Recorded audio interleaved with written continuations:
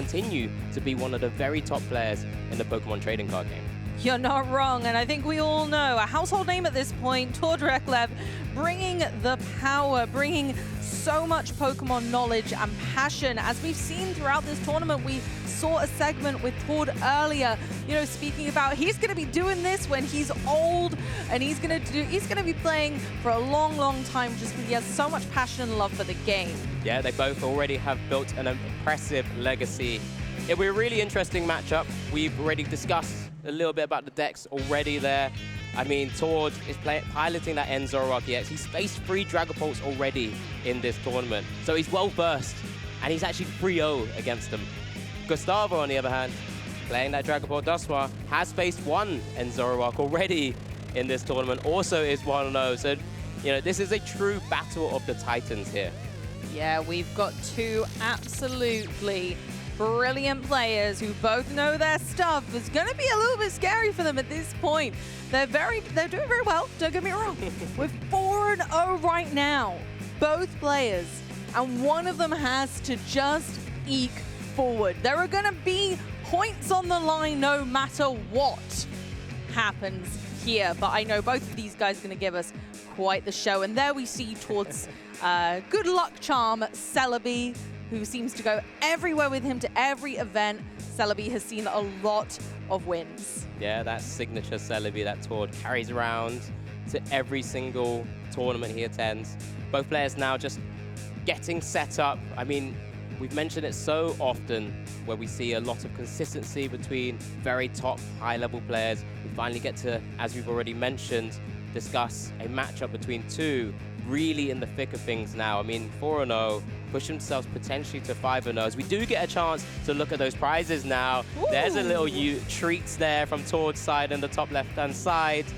Does get the Pheasantipity prize as well. Gustavo, I think, won't be too sad about those prizes. The only Badoo in the list, but maybe we'll just have to find other ways around it. But this is a glimpse just into the decks.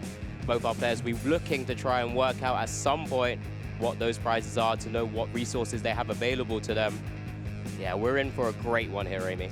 Honestly, the one Badoo doesn't panic me too much because this is the Dusknoir build, which typically runs Red Candy, and we do indeed have Red Candy in the deck. You kind of feel like you do have the ability to go faster. Badoo doesn't need to buy you time. Badoo, although it is great for kind of stopping your opponent from establishing a strong board early, at this point, we're going to have to just go for the other route and really start to go ham on making sure that we're just doing everything we can to get those Dragapult set up as quickly as possible.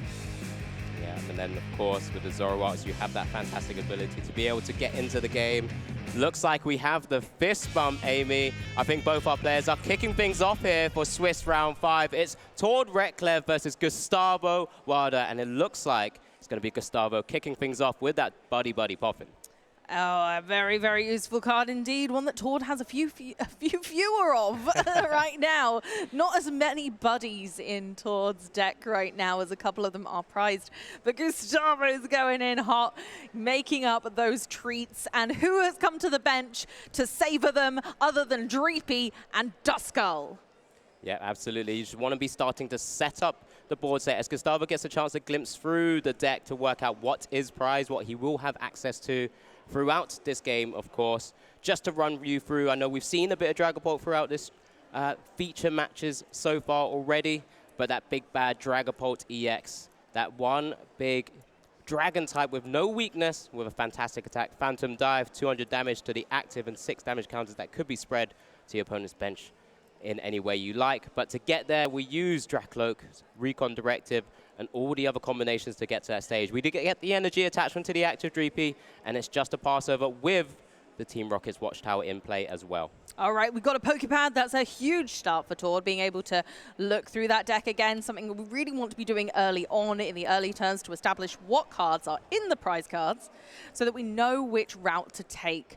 Which sequence is going to get us those 6 essential prize cards? What Pokemon are in my deck? How much energy have I got to work with?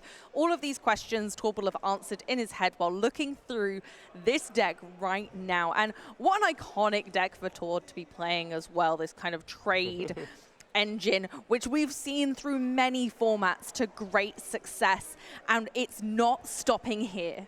Yeah, especially with Tord as well. I mean, he has a lot of history with that ability, or that type of ability, I should say, as we do get some attachments of that tool there. That binding mochi goes on that bench. Zorua needs to find some more Zoruas onto the bench just to get that engine live. Also has that stage 1 engine of his own, as you've already mentioned, Amy. But then that's when you're starting to get into that Night Joker attack of the End Zoroark EX, being able to copy any of your End's Pokemon's attacks from your bench. And that's where we can start to see deal real amounts of damage and really try and take the game away from a deck like Dragapult. Yeah, and Zoroark has that nice flexibility, and that's where we see this new kind of addition that we've seen a lot today with Transformation Tome coming in to really give the deck more flexibility, more power to be able to jump your opponents kind of into a flurry of panic as Transformation Tome transforms the board state almost entirely. Yep, then we get the Dark Energy attachment now to the End Zoroark onto the bench. Of course, you want to try and keep that protected as much as possible. That Pecharunt EX also hits the field, and it is a pass over, so no more Zoruas into play for the moment. We know we're playing up against a Dragapult EX deck, so they can be a little bit slower, but we get an instant rare candy into that Dusknoir. That's a bit scary, I gotta say. I wouldn't want that saying boo this early at me, because that's a little bit intense when there's only 2 Zorua on the bench. Being able to Curse Blast and take out a Zorua early to prevent Tord from not only being able to set up, but also stopping getting that trade engine on board to be able to, you know, make his hand as perfect as possible. And that's the lovely thing about any ability that allows you to churn cards like that. Yeah, could have been even scarier if there was a Dragapult and an energy in hand. Oh, could you imagine? But I think going into the Dusknoir is just as nice. But we do get the Lilies for the full 8, of course. That fantastic draw supporter allows you to draw up to 8 cards so long as you still have 6 prizes remaining. We now get also the Pokepad, which is allowing the deck to really be as consistent as possible, just to grab those Dracloaks with the Recon Directives when you need it to, as we do see it instantly evolving to the active one there. And we're going to have the first Recon Directive live in this Swiss Round 5 shortly as well. Dracloak, what a guy. And he's got that happy little Dreepy next to him too, because they know exactly what they're doing. They're cheeky. They let you have a look at the top 2 cards of the deck. You get to take one of them to your hand and put one to the bottom, and guess what? Another Dracloak. You couldn't write it. So we're going to see a further 4 cards after this Lily's Determination now as well. Another Dracloak also in the second Recon Directive. They're everywhere. One goes to hand, one goes to the bottom of the deck, so we can start prepping the rest of the board state as well. But it's just that decision now for Gustavo. Does cherry pick the Duskull and puts it down onto the bench. Does look to pop the Curse Blast onto the bench. End Zoroark takes the first prize, but also gives one up because you do knock yourself out at the same time. So both our players now down to 5 prizes remaining. Oh, we didn't see that fire energy, so we couldn't take out both Zorua. So we are kind of on that back foot again. Tord now has the opportunity to make a comeback. We did manage to suppress it a little bit by taking out one, but it's immediately evolved into a Zoroark and another Zorua on bench. And Pheasantipity just to add to the flurry of a comeback. And now, can we stem the flow here?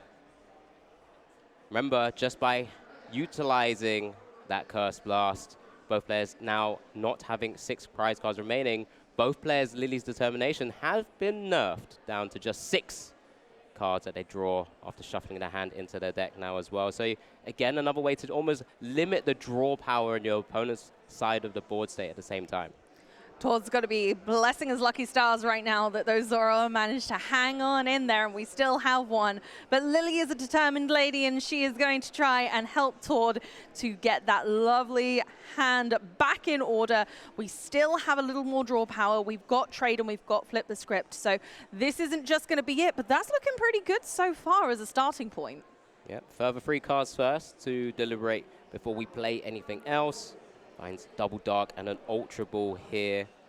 So can continue just kind of going through the deck, trying to find the pieces Tord may need to try and just kind of return the kind of actions that Gustavo's done to his board state for the moment, as we do get the first trade ability of this game off as well. Sereno hitting the discard to get another Ultra Ball and the Black Belt's training. That's another way that you can overcome the extra HP that you often see with the Dragapult EXs as well. Typically, Zoroark does have a nicer time into Dragapult, but it's one of those where with some additions from the most recent set, that Transformation Tome that we've seen, maybe this is its moments to shine. Right, so what do we need here, Alex? We're looking for energy. We still don't have that. We need, on a Zoroark, we don't have enough. Nope. We also possibly need an attacking Pokemon, because although Zoroark's attack can be established with the 2 energy, we need another ENS Pokemon on our bench. What do you think Todd's going to be looking for here? I mean, maybe looking for a turn where we're just trying to stabilize the board state just for the moment, just whilst Gustavo is then going to be trying to take as many attacks and take as many prizes as possible. We do see that Badoo maneuver to the front of the deck as well. So then it's just trying to see how Tord will be able to play out this turn. Does look like it's going to be that Badoo.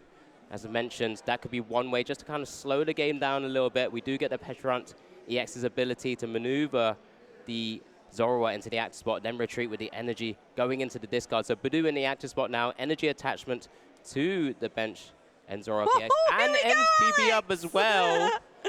But now we're ready to rumble. We need to make sure we're protected, so it's going to be an Itchy Pollen, maybe. It's got to be. You're right. We re-established the board. Everyone's ready, and of course, it is good to go now. Gustavo's turn starts off, and he's ready to go now. We finally have those Reklev on board. We have removed 1 Zoroark from the equation, but it's not going to be enough. We've got to do some more recon directive. Otherwise, there's going to be a no-go. What does Gustavo need? We need a Dragapult for a start. We've got 1 energy. Did you see it? I believe that was 1. The Dragapult's already now coming to hand. Lovely. So still missing that fire energy. That could have been one way to have actually completely decimated towards board on the previous turn there, because we have seen it. Could be looking for another card as well. That Sparkling Crystal is the ace spec of choice. Does find fire energy this time for the second recon directive. Sparkling Crystal actually was already in hand, it looks like. So we do have the opportunity to fire off a Dragapult EX attack here. But you don't really want to always over KO a little Badoo in the active spot. You want to try and maximize the value of your Phantom Dive. Yeah, Badoo only having 30 HP does mean that it's better off almost if we leave that on the bench for later. But regardless, we will get some bench damage. Activated Gustavo will be able to make quite an impact thanks to the Dusclops on the board as well. Does have that boss's orders in hand, ready to go. So this is where we can, as I've already mentioned, Gustavo will be able to then actually try and just maximize that value in terms of all 260 damage counters that could be on Tord's board. But does target down the Zoroark here, maybe just trying to limit the amount of trade access Tord has access to. Indeed. Tord now looking down at that Dragapult. Gustavo has now acquiring their targets on the bench. Of course, I imagine Gustavo is going to choose the Badoo, and we're going to go ahead and put some damage counters on the Pheasantipity as well, because Gustavo knows that getting any Pokemon down to a solid 200 HP is going to present more opportunities for those big knockouts. Yep, now down to 3 prizes remaining for Gustavo to win this first game here in the Swiss round 5. Tord is up against it a little bit. Just has access to that 1 Zoroark EX and 1 trade. Does still have the Pheasantipity, which did take 1 damage counter from that Phantom Dive as well. We do see the Petrant EX maneuvered into the active spot here. So Tord will now have to, again, look to rebuild that board state. Has lost 2 Zoroark in the space of 2 turns. It's not great. Zoroark want to stick around on the board really for Tord, so unfortunately that's gonna create some sticking points there. But it is time to trade as Tord continues to perfect this hand and make sure that he's cherry picking these cards. He got a Zoroark and Zoroark off that trade. So there is an opportunity now to start making those stronger Pokemon on the bench once more, but it's still a really tricky situation. Tord is very much on the back foot. Gustavo looking in a fantastic position. Can Tord bring it back? Yeah, here comes an Ultra Ball now. Tord getting a chance to re-look through the deck itself. Does have that chance now to find another Ends Pokemon to be able to use Night Joker as an attack. He is still staring down at a Dusclops on Gustavo's side of the board as well, which could soon evolve once again to a Dusknoir. And that could be Zekrom comes down, and we've got another Zoroark and a Darumaka before the Lily. Brilliant use of sequencing there to make sure that every single card Tord needs to put down is already there before we Lily. We've now got attackers that we can see, and Tord is ready to utilize each and one of them depending on the situation that Gustavo presents. 6 cards from the Lily for Tord. What is Tord working with? Does find one of those transmission terms, of course. We know one of those is prized. Does have access to the Stadium Ends Castle, so we can have an easy maneuverability around the field, alongside the Petron EX, of course, as well. Yeah, it's a tough situation, but we do see the Petrarunk going back to the bench thanks to its ability, and Tord is going to select using Zekrom's attack, taking Dragapult down to 60 HP remaining, but still sticking on in there for Gustavo. Gustavo top decking an Ultra Ball, has plenty of cards to be working with here. Still has access to that pink Ace Spec card of choice, Sparkling Crystal. It's a bit of a card that's been chosen from many because it's not impacted by things like the Crushing Hammers, especially if you're facing up against other Dragapult builds which have incorporated the Flippy card in recent times. So we do get the first and only Recon Directive at the moment. Here comes an Ultra Ball pitching away that Badoo, and the Judge now has access to Monkey Dory. It's been a bit of a staple in a lot of these decks recently, with the Dark Energy now attached to it also. Time to monkey around, and of course, with that Dusclops, it just goes wild, and Gustavo's going to take those last 3 prizes, so it's all over for Tord. Yeah, I think as soon as Tord had seen that Dusknoir come back onto the field, Tord just thought, this is no way I can actually bring this back after just kind of a devastating turn 2 from Gustavo's side, and that was even without actually taking out both Zoroarks with a lot more ease. That could have been if he just found a Fire Energy. Could have actually just used that Dragon Headbutt from the Drakloak and taken out both Zoroarks, but gave Tord an extra turn to try and stabilize a little bit more, but Gustavo was able to find every single out that he needed to. Absolutely. Let's hear from Pablo, who was analyzing during our game. How did it go? I mean, super, super interesting and tense turn right there. If Gustavo had been able to find that Fire Energy, clearing off both Zoroarks would have led to an overwhelming advantage. Of course, Gustavo ended up winning the game anyways, but yeah, I mean, what can Tord do against the extra damage from Dusknoir? I think that's the big question here. How does he adapt? How does he more aggressively go after them? Yeah, I mean, I'm sure he's going to have to try and deal with them in order to have a better chance in this game too. Otherwise, those Cursed Blasts are really going to get out of control here.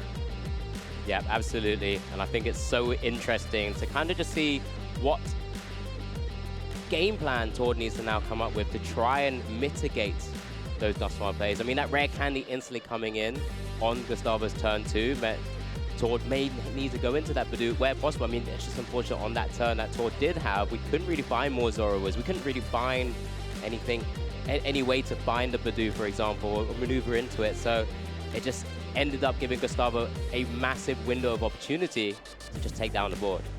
Yeah, Gustavo was able to piece together those Dusknoir and Dusclops so perfectly to be able to make the biggest impacts, really going fast at the beginning and making sure that we're disrupting Tord from being able to set up properly is huge. And then right at the end, Dusknoir into the active, move the 10 damage to the end Zoroark, Phantom Dive, and we're golden into that 1-0 in this Swiss round 5 here in New Orleans. Yeah, I mean, I think this is where we're starting to see a lot of experience with certain decks. We've seen a lot of Dragapult already throughout this whole tournament. I'm sure we're going to see many more because of just how powerful that deck is, and especially in the hands of fantastic players. We saw very unique directions our players have been taking. And Tord now up against it, 1 game down, but plenty of time to turn this around. Remember, I mentioned Tord's already overcome 3 Dragapult EXs throughout so far, as we finally do get to kick things off here. This is game 2 of Swiss round 5. It's Gustavo Wada once again kicking things off with another Buddy Poppin. This time even has the free retreat Badoo in the active spot. Oh, you can't make it up. Both Pokemon in the active spot have free retreats, so it really gives our players optimum flexibility right off the bat at the beginning of the game. Gustavo, of course, bringing down 2 of those lovely Dreepy. We're going to have a peek at the prize cards since we get that secret knowledge. Yeah, absolutely. And Gustavo's also working out himself. 1 Dragapult, 1 Reklev there. The special red card, one of the sort of fewer new inclusions into Dragapult list, because you do have draw power already. Now you can actually try and disrupt your opponents without having to focus too much in using things like a supporter for your turn. But we do see now Gustavo actually also try and play down some more of those item cards just in case Tord does go down the route of item lock from his own side of the board, and it is just a free retreat into that Dreepy for the moment. So it is a passover. Tord, this is your first turn for game 2 now. Let's see if we can set up the board state that little bit better than we did in game 1. So Tord has the access of an Ultra Ball and a Pokepad. So first up, of course, what do we do first? We look through the deck and we see what's missing. So let's have a looky at that. We've got Badoo, don't love that, and Secret Box. Ooh, that can be a little bit tricky to overcome because it is a huge consistency factor. Yep, we do get to see that transformation tome once again in the same spot. Well, not same spot exactly, but hidden in the prizes. And here we go. So we do get that first instant choice of going straight into that Meowth EX with its fantastic ability, allowing you to grab a supporter out of your deck. Last ditch catch utilized here. And now we do have access to a Lily's Determination for a full 8 cards once again. Another card that just allows a lot of decks to gain a lot of consistency. And it's been very useful for Tord so far this tournament. He's currently 4-0 alongside Gustavo, also 4-0 as well. Both players playing 1 Meowth EX in the decks after all. Yeah, those pesky watchtowers, those Team Rocket watchtower, which we've seen to great success during this event. Just turning off that last-ditch catch can be a huge trouble to getting set up or making that game-winning move. So let's see here, Tord, 8 cards. Very meticulously picked out just to make sure we don't draw extra, of course. Does have access to Buddy Poppin now, so we do have access to further Zoroarks for this game. I think you'll find that that's a Buddy Poppin, because there's 2, so you got to double the buddies, right?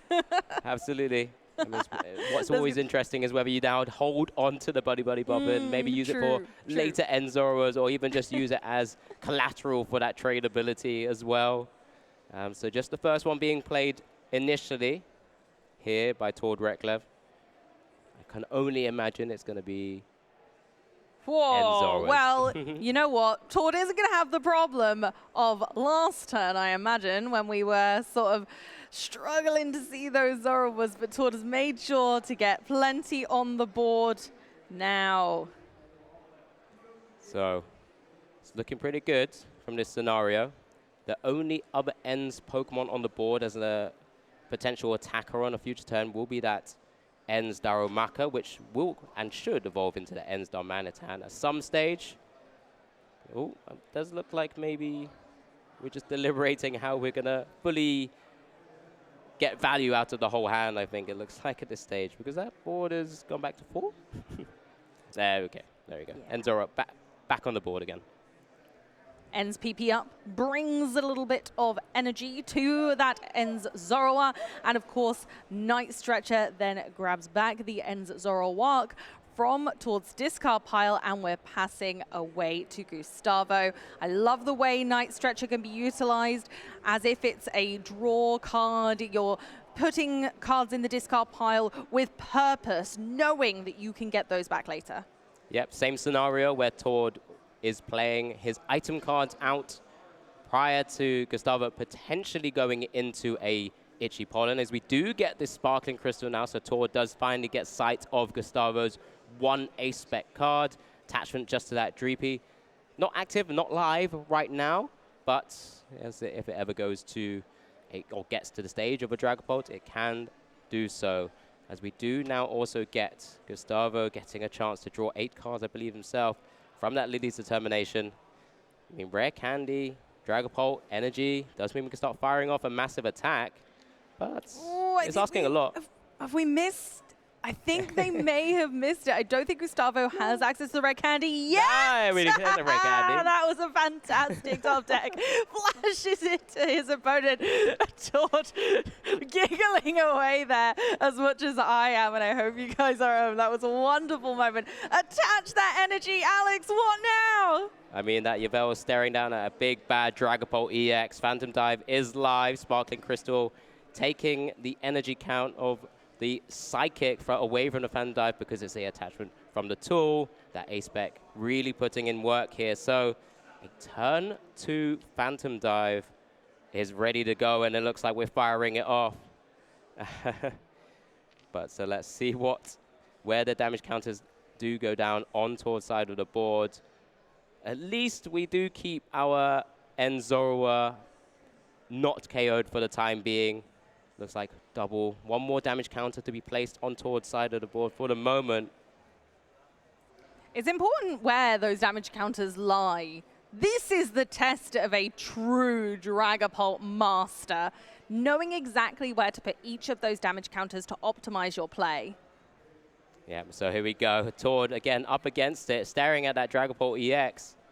What is Tord able to do from this scenario? Does have that Enzoroark EX that he's already pulled from the discard pile with that Night Stretcher a moment ago. Here comes the first trade. Finds another. Okay. We got the Darmanitan off of that, so Tord's going to be feeling pretty good about that, I imagine, because at any point he'll be able to evolve the Darumaka.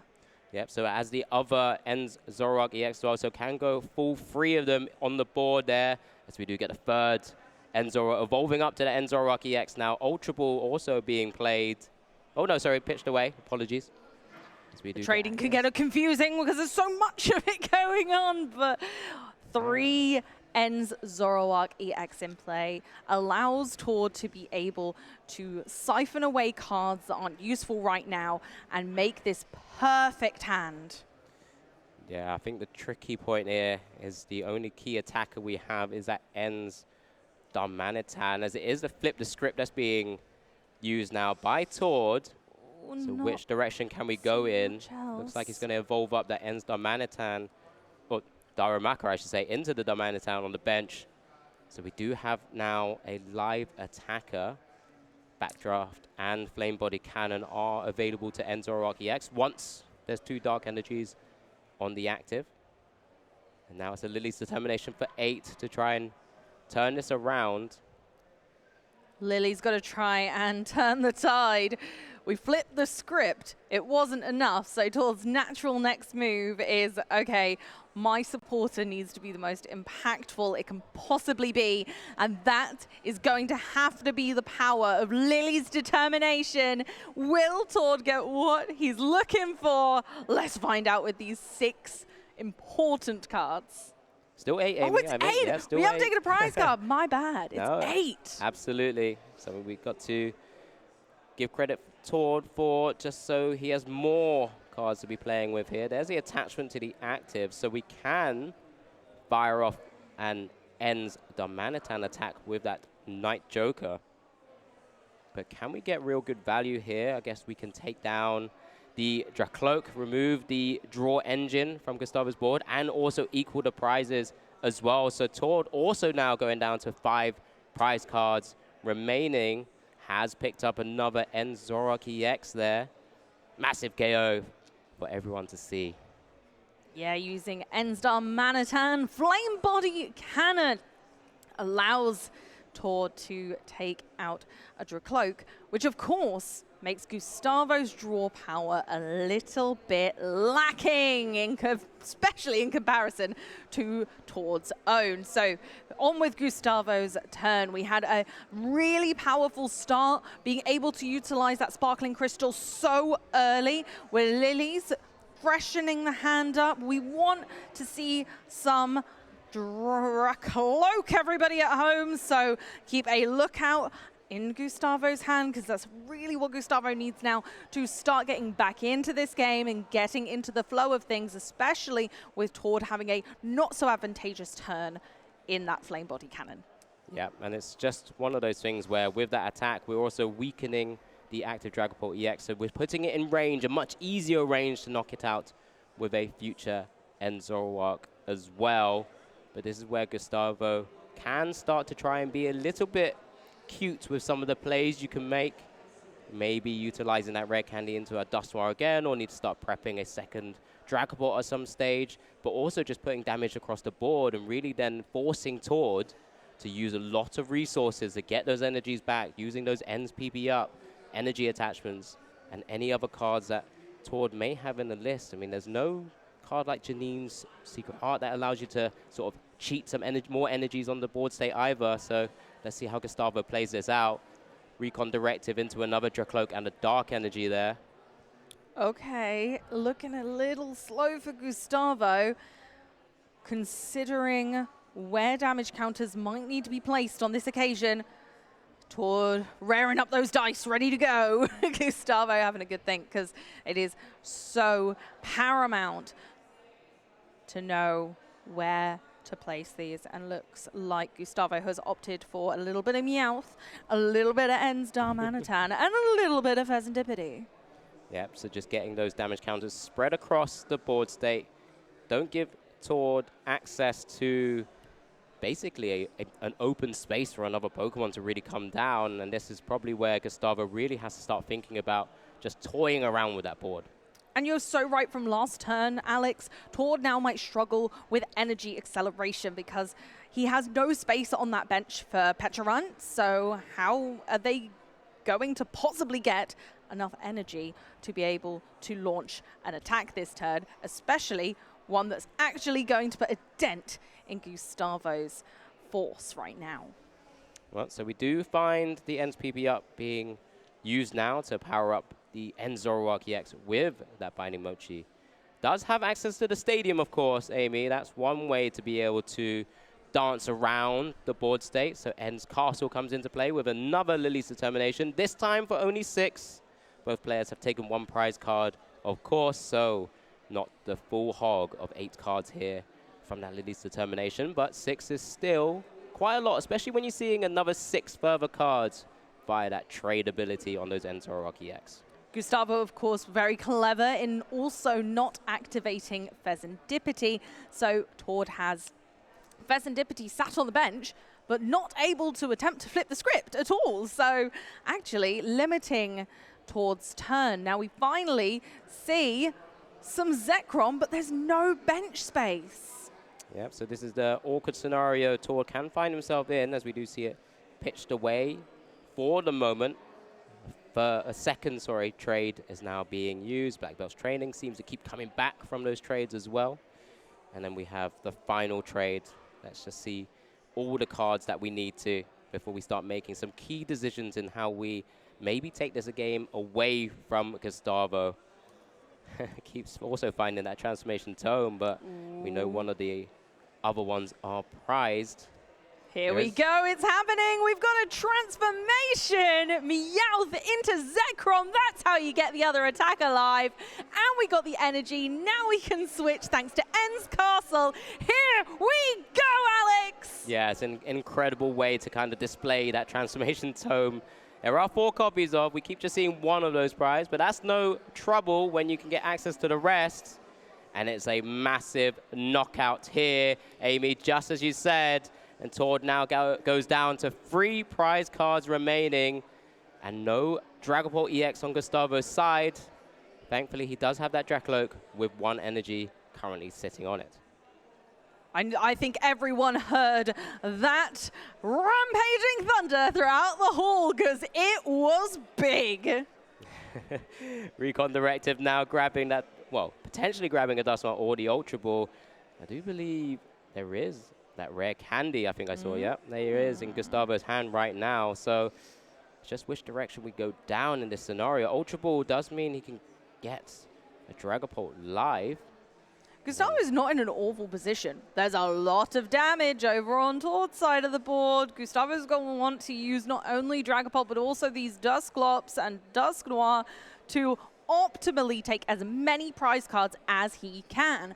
And that's what's going to seal out this game if you're Gustavo. We might look behind on prize cards, but Dragapult Dusknoir has some of the most ferocious comeback potential in the game currently.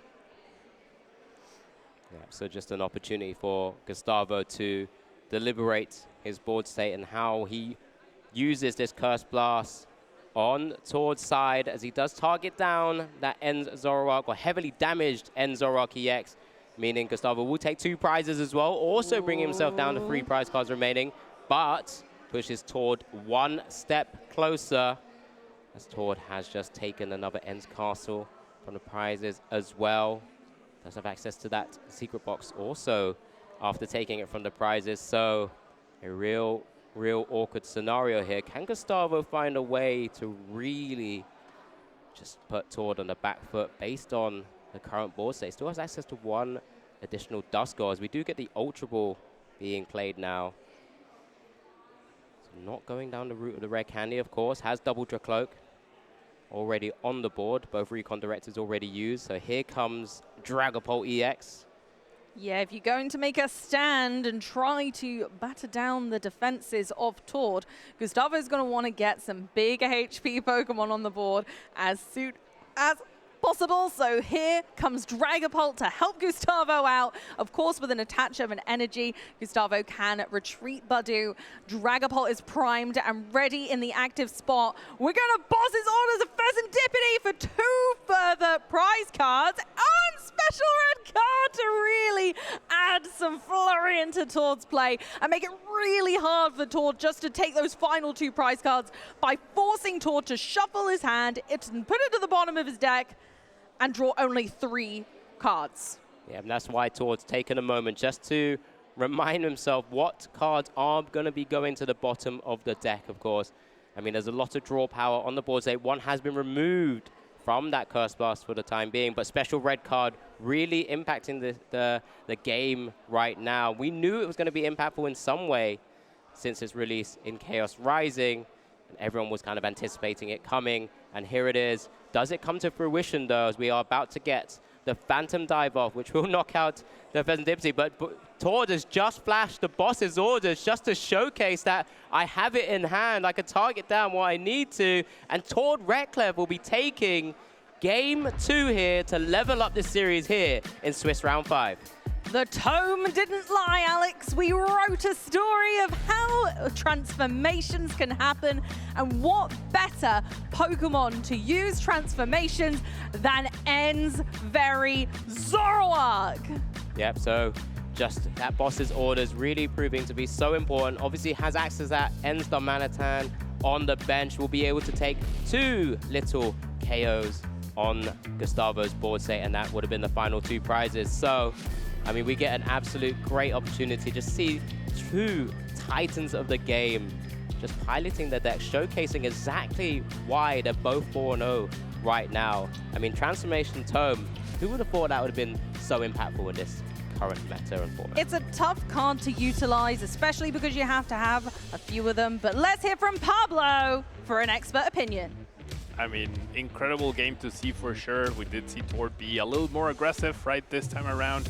And that clutch bosses orders toward the end. Special red card is good, but it's no Iono, right? It's no N that we used to have so many years ago. And I love seeing Tord back on that trade archetype. I love seeing how methodical he is. I do wonder if with the little time we have left for this round, maybe I would have liked to see a little bit more urgency from him myself, but really looking forward to this game 3 between these two titans of the game. Yeah, absolutely. Well spoken there, Pablo, because it's just such an impressive way to see how this matchup is played out. I mean, we've seen so many different angles. I mean, with Tord piloting the deck with Transformation Tome, he has some additional agency in the deck itself. You know, he's always spoken previously, just being able to, you know, pick up Pokemon from the board state and reset the board at times is such an important way to play the game, so you have greater control in certain matchups. But Gustavo, again, hitting that turn 2 rare candy into the Dragapult, into the Sparkling Crystal, really trying to force Tord into awkward spots by taking a massive knockout and just kind of setting up the board state, really just showcases, again, Gustavo's built in a way it's almost like a turbo build, but it's not. But he's just hitting those rare candies at the right time. It's important, and rare candy has been a staple in many meta before now, and Gustavo is showing us just why. It's impactful because it's quick. We're making the pace of the game much faster than it was before. You force your opponent to respond, and if they just don't got it, they don't got it. Yeah, absolutely. I mean, we just have just under 12 minutes remaining, so let's see if this pace can pick up for one of our players to take it. Yeah, fist bump already. This is game 3 now. Level series here in Swiss Round 5. Gustavo going first for the 3rd time in a row, and also with that Buddy Poffin for the 3rd time in a row. Okay, that's a lot of Dreepy, but you know what? You know what Dreepy need? Yeah, they need some Duskull. Absolutely. In this build anyway, a very important Pokemon to get down early, as Gustavo is going to need every single trick up his sleeve to be able to bring this to a 2-1. Yep, just a quick glance of the deck as we went through the Buddy Poffin. We do get a chance to glimpse at the prizes alongside Gustavo as well. Don't think he'll be too sad about those prizes. You know, those stadium cards, less impactful in this game. I mean, you could slow down a Meowth EX, but outside of that, it's generally pretty good. A Tord gets to do the same thing as well. Double End Zorua hitting the field from that Buddy Poffin, and Serena to boot. We're getting lots of End Zorua. And look at the pace. I think both our players truly well respected between one another. We get the Badoo also into the active spot. Energy attachment to the bench, End Zorua.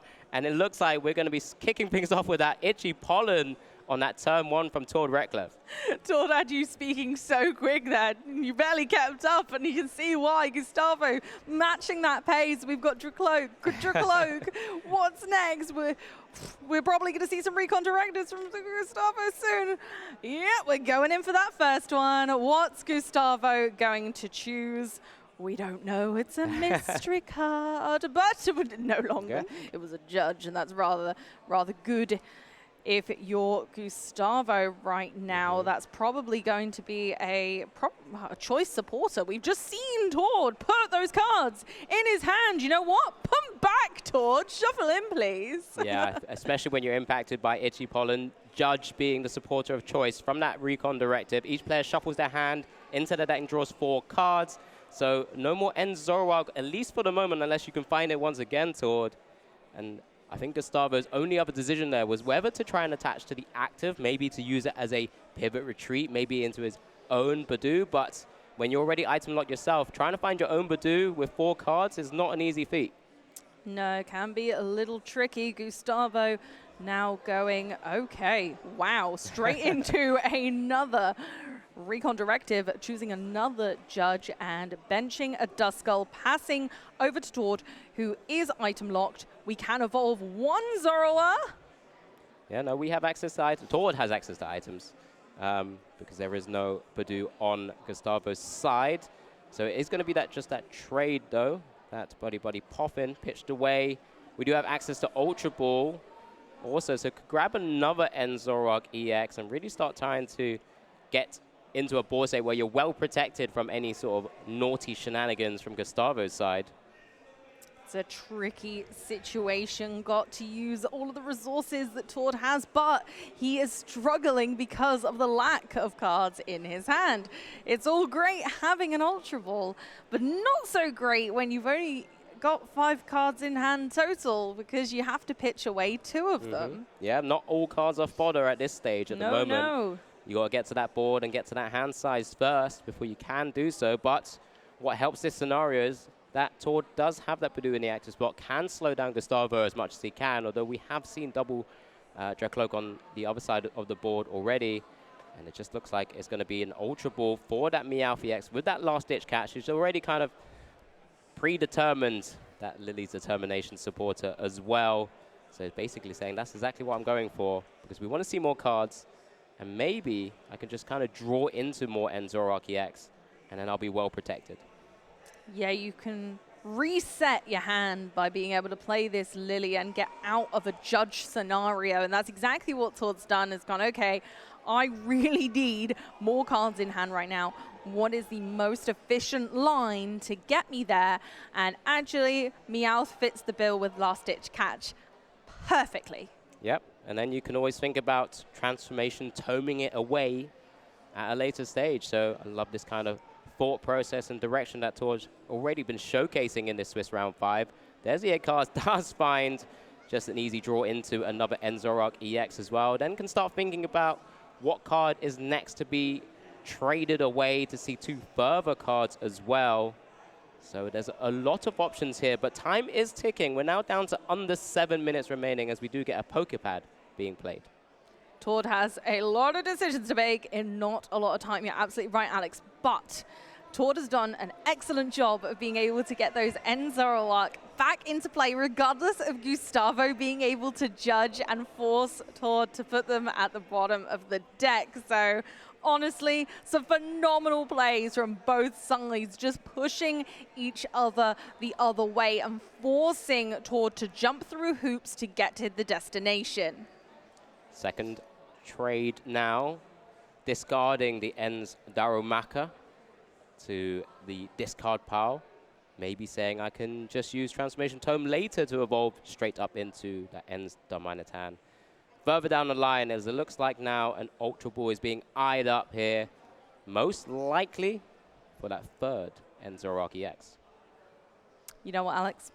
I think you might be very right indeed, because not only is Enzorok EX a fantastic attacking body, it also provides that trade ability. And both sides want that, really. Gustavo using Recon Directive in a very similar way to Tord using trade. So both players are utilizing heavy draw mechanics to make sure they're cherry-picking the exact cards they need on each turn to get closer to victory. Yep, and right now, Tord's in this board state where he's looking pretty comfortable if this was to go a bit further, but he's always staring down at those pesky Dusclops and Dusclops. Does trade into Secret Box as well as a special red card of his own. But it's a tough decision, it really is, honestly, especially because you have to discard 3 cards in order to play Secret Box. Yeah, and in that hand as well, we've kind of already mentioned it, how he wants to kind of maneuver around that board state. He's holding on to 1 Transformation Tome and that ends Darmanitan. You can see well. the struggle. So he doesn't want to give away all those other cards. They're going. The decision has been made. Yep. A tough one, but it could be a game-winning choice. And now we get an item, a supporter, a tool. My goodness. We get so much out of a Secret Box, and you can see why Tord has decided to utilize this ace spec specifically, because it is absolutely paramount for consistency. Just want to double check with that Transformations Tome. Yeah, that Badugo we can evolve the Darumaka straight away, Alex! Yeah, exactly. I know everyone was thinking maybe that Meowth EX, we spoke about it, but it's instead going to be that Badoo into that ends Darumaka, into the ends Darmanitan, and we get Flame Body Cannon to wipe out the active Dreepy, and one of those Drakloaks on the bench now. Gustavo left with just one Drakloak in play, and it looks like Tord Reklev has just kind of spun the whole series around on Gustavo. It felt like with Gustavo, with those turn 2 rare candies, was really kind of taking the game away, but Tord this time doing it himself. Being able to make sure that you have both tomes in hand is so tricky, especially when Tord had them prized. So it made it even trickier. But once that extra tome is taken, it does help for later. But honestly, Meowth could yet transform itself if we have the time. For now, Gustavo is in a really tough situation. We're down to one Drakloak, and that might not be enough. He needs to be able to draw more cards than that, really. Yeah, so Lily's determination is going to help with that. We've still got 6 prizes, so we do get the full 8. But now with just the bench of the Duskull and the Dusclops, you only really have an opportunity to play and use Curse Blast one time here. You don't want to keep giving up prizes after all. It's going to be that boss's orders coming into the hand from that Recon Directive. We have Dragapult in hand, but do we have energy to attack or Sparkling Crystal? I don't think so. Gustavo doesn't want boss's orders. They want to order more Dreepy onto the bench. It's not happening right now. Yeah, and if I recall, one Dreepy was prized, so after 2 of them already gone down, well, one had evolved into a Drakloak, of course. Oh, Alex, that math is not looking good. It's not pretty, so that Buddy Poffin is only going to grab that Badoo for the moment. So it's not looking too pretty right now, Gustavo. I think Badoo looks really pretty, actually, Alex. I'm sorry. I shouldn't have said that. I'm probably just hurt my co-caster's feelings. Badoo has hit the field as well, but this is the awkward scenario now. To try and protect that Drakloak, do you just evolve it up into Dragapult maybe at this point? Because maybe Tor can find another way. Oh, no, without Ends PP up, being locked out because of Itchy Pollen, maybe it's not possible there. It's just going to be Itchy Pollen for 20 damage. Oh, the pace is picking up. Tord knows that there is not a lot of time left, but victory is in sight. There are lines where Tord absolutely can go faster to make this happen. He's just attached an energy, pass the turn back to Gustavo. Gustavo, Pokepad first up. And we're going to be looking probably at getting a Dusknoir. Yep, going straight in there. Didn't even trade. Tord just needs to hurry up and keep this game going because the Itchy Pollen was too much. No, just thinking we need as much time as possible. We need to maximize how many turns Tord can get to try and take 4 prizes. But Gustavo's still in a scenario here where he can just kind of cause quite a lot of havoc because we do get a rare candy into the Dusknoir now. So the double Curse Blast is live. Is it impactful enough, though? Do you want to give Tord prize cards at this stage, Alex?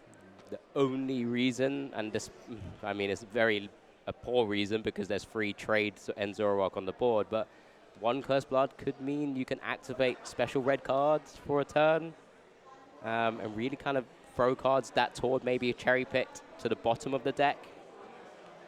It's not, it's not ideal as both our players are frantically kind of playing with their cards because they know a lot is on the line. Time is ticking. Time is 5 seconds remaining, Amy. 4-0 in round 5 here. There's going to be some points going either way, but we are now in overtime. This is turn 0. If you at home do not know how this works, if the timer runs out, we start on turn 0. That is Gustavo's turn because it was during his turn. Then Tord will get a turn. Gustavo gets a turn. Tord gets 1 more turn, and if there is no winner of this match, it will go to a tie. Yeah, thank you very much, Amy. There is a soft cap of time as well. That's why we do see the time ticking down still for the overtime, 15 minutes cap, as we do get the Itchy Pollen on the active there. So Tord is able to kind of, doesn't have to pace himself as quickly anymore, but I think Tord's just going to be looking for any avenue where we maybe could take the final 4 prizes? Is it possible in this scenario? I mean, he does have access to boss's orders, but still needs to find a way to be able to do so. Trade finally activated after not using one on the previous turn. Remember, items are not available to Tord Reklev, and is staring down at 3 ends PB up in hand. That could have been a nice way to really accelerate those energies, almost cheat his way to get energy onto the board and actually start firing off an attack. But here comes the first trade, second trade now. And Zora sent away to the bin. A tough job to take 4 prize cards, but Tord does have 2 turns in which to do that. So if we can manage to take 2 prize cards here and 2 prize cards next turn, then jobs are good in. But Badu is doing his thing, and Badu is rather making it difficult as items cannot be played by Tord. So those ends PP up are just kind of stuck in the hand, not doing much, but they're not worthwhile discarding. I mean, just thinking about where those 4 prize cards could come from, Dragon Ball EX does give up 2 prize cards, of course. Badu only has 30 HP. Dusclops also only has 90 HP. So there could be a world where that does happen. It's just a bit of a stretch at the moment, especially when we know we have a Dust Noir also on the bench, which has a lot of HP to overcome at the same time. We do now get the Ends Zekrom hit the field. That incredible inclusion to the Ends decks. Rampaging Thunder being able to do 250 damage after being copied by Night Joker. But yeah, so there's quite a lot that Tord requires, especially under item lock. Itchy Pollen really putting in work, and that's the key thing here. So much work. Tord really needs the energy. We need to use our Manatan this turn. Flame Body Cannon really needed to happen. We've got another trade, so Tord's going to use that, and hopefully an energy! We can actually promote. Tord promotes the Ends Zorlog, probably selecting Flame Body Cannon to take out Badu and Dusclops. Here we go. I see a line. We've got it. We're on the board. There's step 1 that I've mentioned. So the final 2 prizes that Tord needs to take here will be that Dragapult EX. And of course, Gustavo now is turn 2. So this is Gustavo's final turn. Does promote the Dustwire into the active spot. 160 HP Pokemon in the active. Does gust up using boss's orders, that Meowth EX as well. And just one thing we have to keep track of. Another way to kind of amplify the damage output of Tord's deck. Can we find a way to even hit the 320? It's just such a catastrophic HP total, and that's one of the reasons Dragapult has been so oppressive today throughout this event so far. I don't know if there's a way for Tord to even be able to overcome this monstrous dragon and ghost combo in front of him. We're going to have a look in the deck. Has Tord got anything left? We've got Yveltal. Yveltal comes to the field, but has to go to Tord's hand. It's not looking good, Alex. It's looking like this might be a tie of the Titans. I mean, if we just look back to those prizes, we actually do have that black belts training in the prizes there. It wasn't something he was able to pull off, but of course, with Dustwire in the active spot anyway, there's no real way to play double supporters, even if we could get it to boss's orders and black belts training to overcome that HP. Transformation 2 now being also played. But is this? There's the boss's orders. Boss going into the active, thanks to Petrov's ability, got the poison, but it's just not enough damage. There's the handshake. 2 Titans of the TCG tying up this round 5.